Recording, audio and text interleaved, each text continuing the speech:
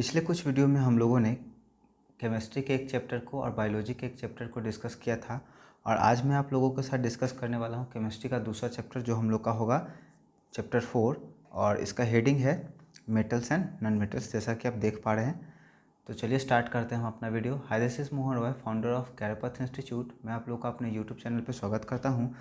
हम लोग एक ही वीडियो में पूरे टॉपिक को कवर करने का कोशिश करेंगे ताकि आपका डिस्ट्रैक्शन कम से कम हो, तो आप पेशेंस बना करके रखें। तो चलिए स्टार्ट करते हैं हम अपना वीडियो।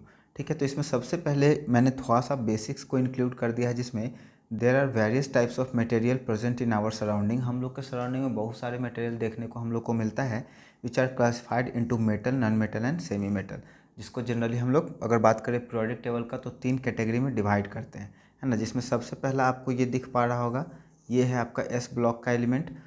ये पूरा का पूरा डी ब्लॉक का एलिमेंट होता है और यहाँ पे आपको दिख रहा होगा एफ ब्लॉक का एलिमेंट। तो ये तीनों क्या है, मेटल्स हैं, है ना। यहाँ पे आपको semi metal or non metal देखने को मिलेगा और ये हो गया हम लोग का इनर्ट गैस। ठीक है, तो ऐसे पीरियोडिक टेबल डिवाइडेड है। इस पीरियोडिक टेबल को आप ज़रूर अच्छे से समझ लीजिएगा, ये बहुत ही ज़्यादा ज़रूरी है। केमिस्ट्री का आप इसको बेसिक कह सकते हैं, है ना। तो ये बहुत ही ज़्यादा ज़रूरी हो जाता है। तो अगर बात करें पीरियोडिक टेबल का थोड़ा सा बेसिक अगर हम लोग समझने की कोशिश करें तो अभी तक अर्थ पर 118 एलिमेंट का खोज हो चुका है, जिसमें से 94 जो है वो नेचुरली मिला है और बाकी जो बच गया उसके आगे उसको इंसान ने लैब में बनाया है, मतलब वो आर्टिफिशियल है।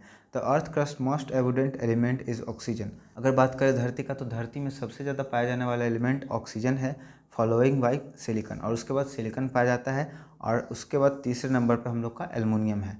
अगर बात करें ह्यूमन बॉडी में तो ह्यूमन बॉडी में भी ऑक्सीजन सबसे ज़्यादा पाया जाता है 65%, और उसके बाद हम लोग का शरीर में पानी पाया जाता है 60%।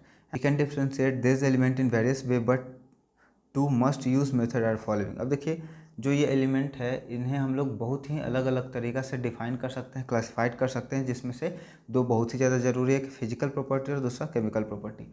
हम लोग मैटर के या मटेरियल के फिजिकल प्रॉपर्टी और केमिकल प्रॉपर्टी से उसको डिफाइन कर सकते हैं, डिस्क्राइब कर सकते हैं। फिजिकल प्रॉपर्टी में अगर बात करें मेटल और नॉन मेटल का तो सबसे पहला हो जाएगा lustre. This is the property of the metals by which they shine. ठीक है, तो लिस्टर का मतलब सीधा सीधा होता है साइन। अगर मटेरियल मेटल है तो उसमें साइन पाया जाएगा। Due to this property metals are use for ornamental purpose and jewellery. इसी के वजह से इसको क्या किया जाता है, ज्वेलरी के रूप में हम लोग यूज़ करते हैं। लेकिन देखिए, साइंस जब आप पढ़ेंगे केमिस्ट्री तो आपको एक्सेप्शन हर जगह देखने को मिलेगा, तो आपको एक्सेप्शन बहुत ही ज़्यादा ज़रूरी हो जाता है। आप एक्सेप्शन एकदम रट ले, या जिस तरह से आपको समझना है, रटना है, याद करना है, कर ले। तो सोडियम जो मेटल होता है ये नॉन लिस्टर होता है। This happen due to the absence of free electron. इसमें फ्री इलेक्ट्रॉन नहीं पाया जाता, जिसकी वजह से क्या होता है, ये आपका लिस्टर नहीं होता है। Lead is also non lustrous metal. उसके बाद हम लोग का generally non metals are non lustrous but diamond, allotrope of carbon and iodine is lustrous. ये दोनों आपका जरूरी है। जनरली नॉन मेटल जो होता है लिस्टर्स नहीं होता है, लेकिन कार्बन का एक एलोट्रोप है। एलोट्रोप कहने का मतलब है कि एक ही एलिमेंट अलग अलग फॉर्म में पाया जाता है। जैसे कार्बन का 3 फॉर्म है, एक तो हो गया कोल, दूसरा हो गया ग्रेफाइट, और हम लोग का तीसरा हो जाता है डायमंड, है ना। अलग अलग टेम्परेचर प्रेशर मिलने की वजह से तीनों का फॉर्मेशन होता है। उसका दूसरा हम लोग का टॉपिक है मेलेबिलिटी। मेलेबिलिटी कहने का मतलब है this is the property of metal by which they can be beaten and transform into thin sheet. ठीक है, पीट पीट करके उनको पतला चादर के रूप में अगर फैला दिया जाए तब वो क्या कहलाएगा, मेलेबल कहलाएगा। Some metals such as zinc, arsenic, mercury, antimony, it is are non malleable in nature. और ये एक्सेप्शन, अब मैं फिर से बोल रहा हूँ आपको, एक्सेप्शन आपके लिए बहुत ही ज़्यादा ज़रूरी हो जाएगा। Generally non metals not show this property but graphite show malleability. ठीक है, ड्यू टू स्पेशल स्ट्रक्चर। और सबसे ज़्यादा मेलेबल मटेरियल की बात करें तो गोल्ड सबसे ज़्यादा मेलेबल है, और गोल्ड का किस फॉर्म में यूज होता है आपको पता ही है, बताने का जरूरत तो है नहीं। तीसरा हम लोग का है ductility. This is the property of metal by which they can transform into thin wire. ठीक है, ये किसी भी मेटल का प्रॉपर्टी होता है जिसके द्वारा इसको खींच करके फैला करके पतले वायर के रूप में कन्वर्ट कर लिया जाता है। एक्सेप्शन इसका है mercury is a metal which is present in liquid form and ये क्या होता है, नॉन डक्टाइल होता है। Non metals are generally non ductile but carbon fibre are ductile. अगर बात करें सोनरस का तो जो भी मेटल होते हैं उनसे साउंड प्रोड्यूस होता है। This is the property of metal by which they produce sound on vibrating. अगर बात करें एग्जाम्पल का तो सिल्वर सबसे बढ़िया सोनरस मेटल है। कंडक्टर ऑफ इलेक्ट्रिसिटी का अगर बात करें नेक्स्ट प्रॉपर्टी में, तो मेटल जनरली जो होता है गुड कंडक्टर होता है इलेक्ट्रिसिटी का because of the presence of free electron. ये बहुत ही ज़्यादा आपका इंपॉर्टेंट हो जाएगा। अगर आपसे कोई पूछ दे कि कोई भी मटेरियल है जो कंडक्ट कर रहा है इलेक्ट्रिसिटी को, तो उसका मात्र एकमात्र वजह होता है क्या, कि उसमें फ्री इलेक्ट्रॉन पाया जाएगा और वही फ्री इलेक्ट्रॉन आपको क्या होगा, ले करके जाएगा करंट को। थोड़ा सा आप यहाँ पे समझ ले, ये मान लीजिए कि आपका वायर है और इसमें फ्री इलेक्ट्रॉन ऐसे ऐसे है जो कि इधर डायरेक्शन में मूव कर रहा है, तो आपका करंट इलेक्ट्रॉन के अपोजिट डायरेक्शन में मूव करेगा। इस बात का आप हमेशा ध्यान रखिएगा। द बेस्ट कंडक्टर सिल्वर, और सिल्वर को हम लोग जानते हैं सबसे बढ़िया कंडक्टर होता है, लेकिन यूज़ नहीं करते हैं। उसके बाद एक्सेप्शन में bismuth is a metal which is non conductor. Exception तो आपको याद रखना ही है, बहुत ही ज़्यादा ज़रूरी हो जाएगा। Generally non metal are not conductor of electricity but graphite conduct electricity.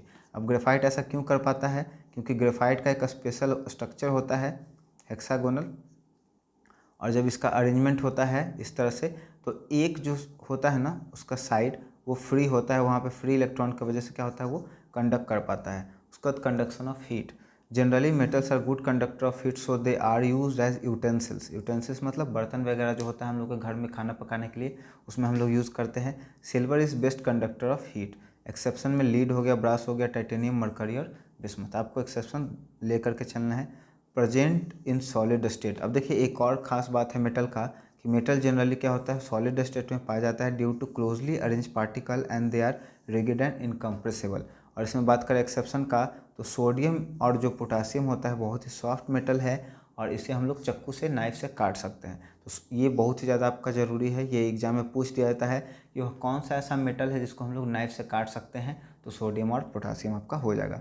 Mercury present in liquid state, जिसको हम लोग थर्मामीटर में डालते हैं और ये फीवर चेक करने के काम में आता है। Non metals present in solid state, carbon gases state, oxygen state. अब देखिए यहाँ पे जो डायमंड होता है दुनिया का सबसे हार्डेस्ट सब्सटेंस है ना, और ये डायमंड क्या है, नॉन मेटल है क्योंकि ये कार्बन का बना होता है। उसका केमिकल प्रॉपर्टी ऑफ मैटर, ये बहुत ज़्यादा ज़रूरी है, क्वेश्चन इसी से पूछा जाता है। और क्वेश्चन आता कैसे है, देखिए जैसे ये पहला आपका है केमिकल प्रॉपर्टी में reaction of metal with oxygen, तो आपका क्वेश्चन इस तरह से पूछ दिया जाएगा, what happen when metal react with oxygen. तो आपको इसके आगे लिखना होगा कि क्या होगा जब कोई भी मेटल ऑक्सीजन के साथ रिएक्ट करेगा। तो यहाँ पे आपका आएगा when any metal react with oxygen, है ना, जब कोई भी मेटल ऑक्सीजन के साथ रिएक्ट करता है then respective metal oxide is form, तब वो मेटल क्या होता है, ऑक्सीजन के साथ कंबाइन करके मेटल का ऑक्साइड बनाता है। एग्जाम्पल के लिए मैंने यहाँ पे डाल दिया है मैग्नीशियम प्लस ऑक्सीजन और बन गया मैग्नीशियम ऑक्साइड। देखिए केमिस्ट्री में जब कभी भी कोई डेफिनेशन लिखने के लिए आए ना, तो आप डेफिनेशन लिखें, ठीक है, वो तो ज़रूरी है ही, उसके साथ ही आपको एक इक्वेशन बहुत ही ज़्यादा ज़रूरी हो जाता है उसमें ऐड करना। तो कभी भी आप सिर्फ डिफाइन करके ना छोड़ दें, आपको रिएक्शन देना ही पड़ेगा, उसमें बहुत ज़्यादा ज़रूरी हो जाएगा। रस्टिंग ऑफ आयरन, लोहा में जंग लगना। देखिए यहाँ पे फॉर्मूला है, यहाँ पे 4Fe3O2 2H2O, मतलब जंग लगने के लिए लोहा चाहिए, ऑक्सीजन चाहिए और वाटर मॉलिक्यूल चाहिए, और ये जंग लगा देगा, आपका जंग का ये फॉर्मूला है। This is the reaction in which iron metal react with oxygen and water to form rust. Rust का ये फॉर्मूला है, यहाँ डायरेक्ट एग्जाम में क्वेश्चन में पूछ दिया जाता है रस्ट का फॉर्मूला। अब यहाँ पे एक खास बात देखिए आप, when a copper vessel is expose to the moist air for a long time it acquire dull green coating. The green material is the mixture of copper hydroxide, जिसका फॉर्मूला है CuOH का whole twice and copper carbonate CuCO3। ये दोनों मिल करके क्या करता है, copper के ऊपर एक ग्रीन लेयर बनाता है, और इसका फॉर्मूला मैंने यहाँ पर डाल दिया है ना। तो फॉर्मूला बहुत ही ज़्यादा रिएक्शन ज़रूरी है, रिएक्शन आपका इंपॉर्टेंट हो जाता है केमिस्ट्री में। अब नोट में है metallic oxide are generally basic in nature, it turns red litmus into blue. जितने भी मेटालिक ऑक्साइड होते हैं वो क्या होते हैं, बेसिक इन नेचर होते हैं, और बेस में जब हम लोग रेड लिटमस पेपर को डालते हैं तो उसका कलर क्या हो जाता है, ब्लू में बदल जाता है। Reaction of non metal with oxygen, अब यहाँ पे हम लोग देखेंगे मेटल का रिएक्शन हम लोगों ने समझ लिया केमिकल प्रॉपर्टी में। अब दूसरा है नॉन मेटल क्या ऑक्सीजन के साथ रिएक्ट करता है, अगर करता है तो किस तरह का। When any non metal react with oxygen then respective non metallic oxide is form. ठीक है, सही बात है, नॉन मेटल भी ऑक्सीजन के साथ रिएक्ट करता है और नॉन मेटल का ऑक्साइड बनाता है। जैसे एग्जांपल है सल्फर प्लस ऑक्सीजन, तो ये बना देगा sulphur dioxide. When non metallic oxide dissolve in water sulphuric acid is form. ठीक है, this is an acidic solution and change blue litmus paper into red. अब देखिए यहाँ पे खास बात ये है कि मेटेलिक ऑक्साइड जो होता है वो क्या होता है, बेसिक इन नेचर होता है, और नॉन मेटेलिक ऑक्साइड आपका एसिडिक इन नेचर होता है। तो ये लिटमस पेपर जो होता है ब्लू को क्या कर देगा, रेड में बदल देगा। उसके बाद हम लोग का नेक्स्ट है reaction of metal with water. Metal जब वाटर के साथ रिएक्ट करता है तब क्या होता है? When a metal react with water then respective metallic oxide is formed and hydrogen gas is release. जब कोई भी मेटल वाटर के साथ रिएक्ट करता है तो मेटल तो ऑक्साइड बनाएगा ही, जैसा कि ऊपर में बना रहा था, क्योंकि हम लोग जानते हैं वाटर में क्या होता है, H2O होता है। तो ऑक्सीजन के साथ रिएक्ट करके मेटल ऑक्साइड बना लिया और ये क्या हो गया आपका, हाइड्रोजन फ्री हो गया, जिससे हाइड्रोजन गैस रिलीज हो रहा है। यहाँ पे आप देख सकते हैं रिएक्शन में सोडियम है, वाटर है, ये क्या कर दिया, सोडियम हाइड्रोक्साइड बना लिया और हाइड्रोजन गैस रिलीज हो गया। अब नोट में यहाँ पे आपको दिखा है कि sodium is a very reactive metal and it react with both water and oxygen so it kept in kerosene. तो ये बहुत ही ज़्यादा आपका इंपॉर्टेंट हो जाता है कि सोडियम को हम लोग केरोसिन में क्यों रखते हैं, क्योंकि हाईली रिएक्टिव एलिमेंट है और वाटर के साथ रिएक्ट करके क्या कर देगा, अलग कर देगा, और इसमें जो हाइड्रोजन गैस रिलीज होगा उसको उसके साथ रिएक्ट करके आग लगने का डर है।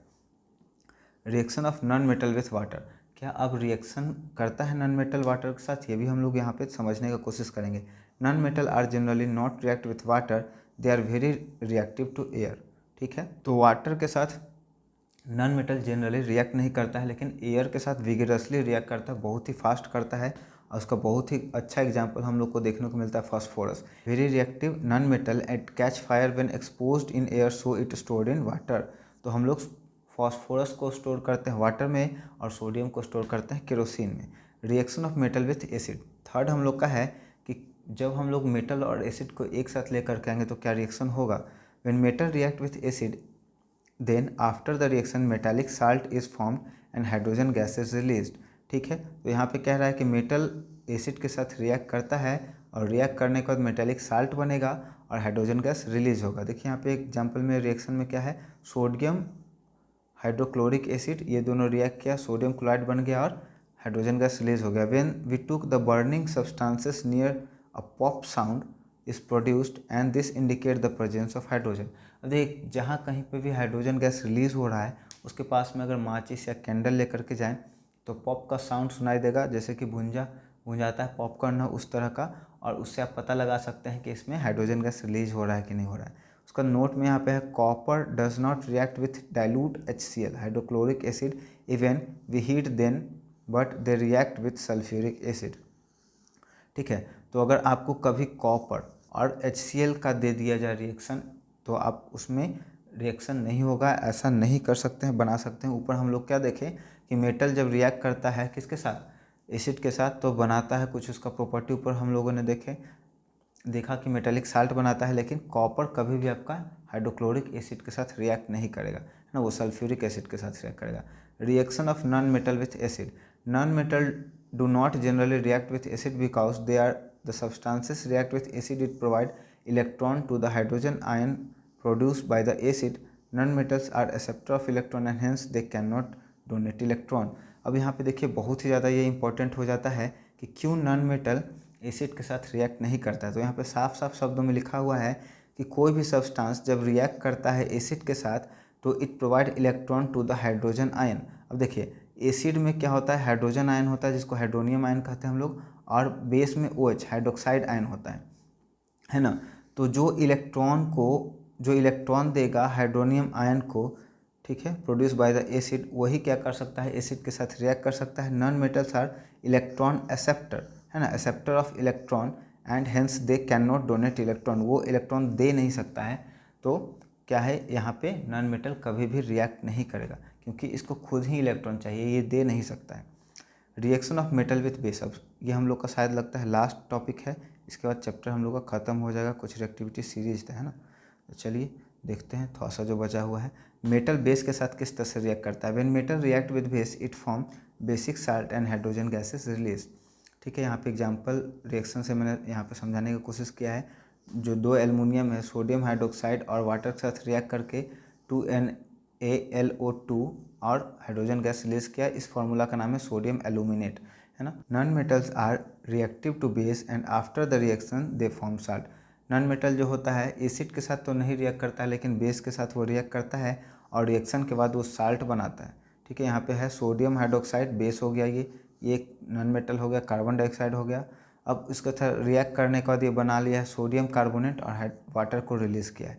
डिस्प्लेसमेंट रिएक्शन क्या होता है, डिस्प्लेसमेंट रिएक्शन सिंपली क्या है, एक highly reactive element less reactive element को डिस्प्लेस करता है, और रिएक्टिविटी सीरीज आपको नीचे मिल जाएगा ना। यहाँ पे कॉपर सल्फेट है और जिंक मेटल है, दोनों को जब एक साथ लेकर के आए तो जिंक क्या कर दिया, कॉपर को डिस्प्लेस करके अलग कर दिया है। अब ये क्यों हुआ, यहाँ पे आप देख सकते हैं। यहाँ पे मैं थोड़ा सा छोटा कर दूँ ताकि एक फ्रेम में आ जाए। ये रिएक्टिविटी सीरीज है जिसमें सबसे ज़्यादा रिएक्टिव पोटासियम है और सबसे लेस रिएक्टिव गोल्ड है। तो इसे याद रखने का तरीका है, please stop calling me a careless zebra, instead try learning how copper saves gold. ठीक है, ये याद रखने का तरीका है जिसमें सबसे पहला reactive potassium, sodium, calcium, magnesium, aluminium, carbon, zinc, iron, lead, tin, lead, hydrogen, copper, silver, gold. तो ये रिएक्टिविटी सीरीज है जिसमें अगर मान लीजिए एक साथ में आपका पोटासियम और प्लस में सोडियम दोनों आता है, तो आपका क्या करेगा, पोटासियम सोडियम को डिस्प्लेस करके हटा देगा, है ना। तो सिंपल सा ये चीज़ है, समझ में आ गया होगा। अब एलॉय क्या है, alloy are the mixture of two or more other metal or non metal in definite proportion. जब डेफिनेट प्रोपोर्शन में हम लोग मेटल या नॉन मेटल को मिलाते हैं तो एलॉय बनता है। यहाँ पे कुछ एलॉय मैंने डाल दिया है जो कि कॉम्पिटिटिव एग्जाम में भी पूछा जाता है और आपको पढ़ लेना चाहिए, थोड़ा सा इसको आप याद करने की कोशिश करिएगा। ब्रोंज क्या है, एक एलॉय है जिसमें कॉपर और टीन मिला हुआ है। रेशियो आपको याद रखना है ना, काम आपका क्या होगा, प्रॉपर्टीज़ इसका क्या है। ब्रास में कॉपर और जिंक होता है, 70-30 का रेशियो होता है। स्टील में आपका आयरन और कार्बन होता है। स्टेनलेस स्टील आयरन, कार्बन और क्रोमियम होता है। डेरुलियम जिससे एरोप्लेन वगैरह बनता है। एल्युमिनियम, कॉपर, मैग्नीशियम और मैग्नीज, सबका आपका रेशियो याद रखना है। उसके बाद पेतवार, इसमें 96% टीन, 3% कॉपर, एंटीमनी। तो आज का वीडियो हमारा यहीं समाप्त होता है। मुझे उम्मीद है यह वीडियो आपके लिए काफ़ी हेल्पफुल होगा। वीडियो पसंद आया हो तो वीडियो को लाइक करिए, दोस्तों और परिवार के सदस्यों के बीच में ज़रूर शेयर करिए। हमारे चैनल को सपोर्ट करने के लिए और सब्सक्राइब करने के लिए थैंक यू सो मच।